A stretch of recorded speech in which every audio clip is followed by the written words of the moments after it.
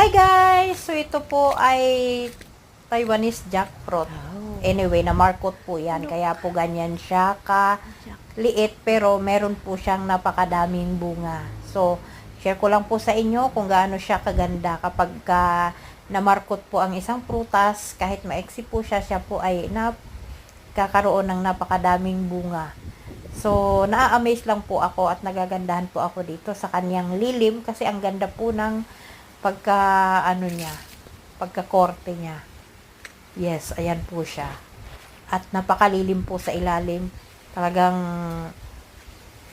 napaka-relaxing ng ilalim niya. So, share ko lang nagagandahan lang po kasi ako dito sa kanya. So, ayan po, ang kanyang mga bunga ay napaka-cute at napakaganda.